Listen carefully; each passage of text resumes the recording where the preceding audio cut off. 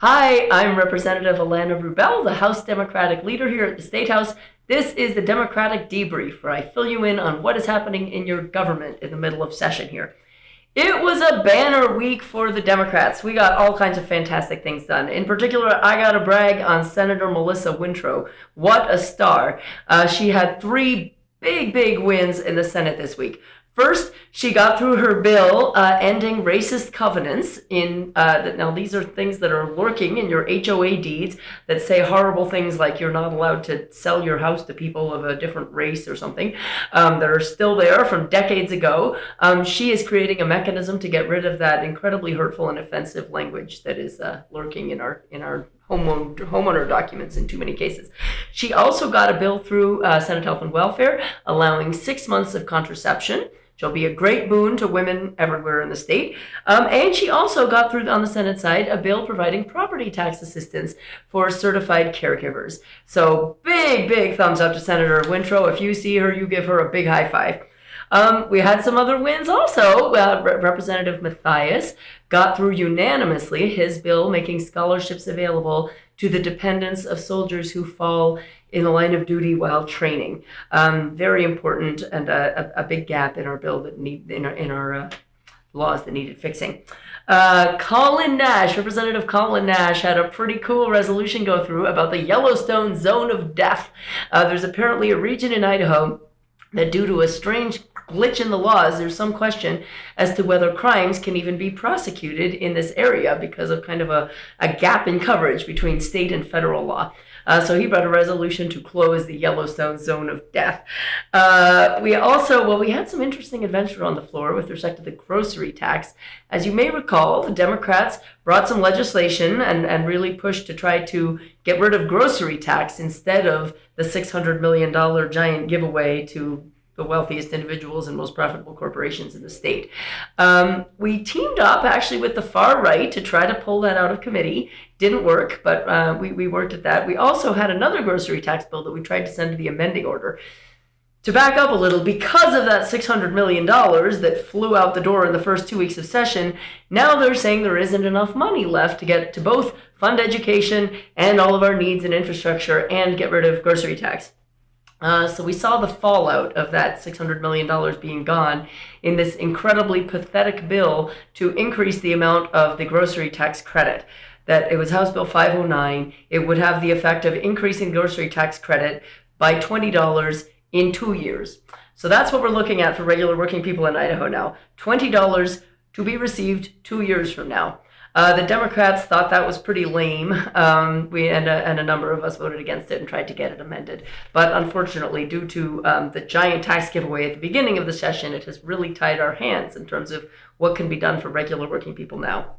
Other things that were less exciting that happened this week, the rental bill that prevents local governments from being able to protect renters from abusive fee practices went through the House largely on straight party lines and is on its way to the Senate. That was House Bill 442. I urge you all to press the Senate to block that bill.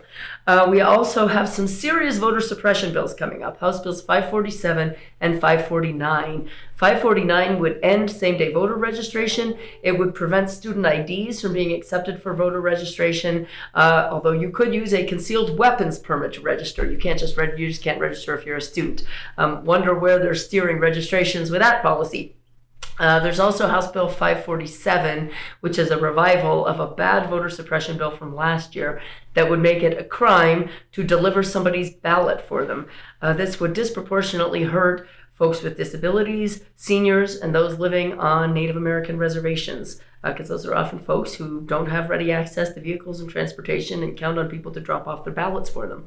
And it would make that much harder, and in fact illegal in most cases.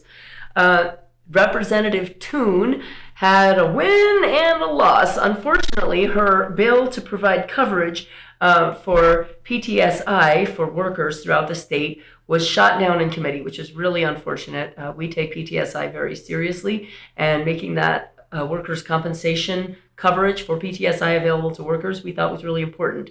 But unfortunately, not enough Republicans agreed with us, so that was shot down in committee. But she did get introduced her bill for loan forgiveness for teachers who work in underserved rural areas. That's something she's been working on for many years, Very excited to see that potentially moving forward. We're keeping our fingers crossed on full day kindergarten, still working behind the scenes to make that happen, hoping that there's going to be something for you all to come lobby for on that. But I also have my emergency medical services bill coming up next week to improve emergency medical services in rural areas. We, your Democrats, are working very, very hard to try to make Idaho a better place and to try to fight bills that would make Idaho a worse place. We urge you to stay as engaged as possible. We need you fighting House Bill 442, fighting House Bill 547, fighting 549, and helping us get some of these other bills through on teacher loan forgiveness, emergency medical services, full day kindergarten, and more. Thanks for tuning in. We'll tell you more as it happens. Good afternoon. This is Senator Michelle Stennett, the Democratic Minority Leader in the Idaho State Senate. And I'm coming back to you this week to tell you what is going on in the Idaho legislature. Unfortunately, we're at almost the halfway mark for the typical legislative session, and we have yet to tackle the things that are the most important to you, like property tax relief and grocery tax relief, housing, infrastructure. So I'm hoping that it will start to accelerate and we start addressing what you hope that we'll get accomplished this year. This week, however, we have seen more information coming at us in bills that has to do with voting rights. Unfortunately, there are several bills coming out of the House that are voter suppression bills that are curtailing your ability to be part of the voting process. We'll keep you posted as those go through both houses. On our side, we did have a couple of bills that are noteworthy. One of them is the Secretary of State has decided to make sure that they have regular audits on what happens during election years. And so they will randomly take counties and do an audit to make sure that it is a clean and transparent and a process that it is reconfirmed about how the votes were tallied. I think this is really important.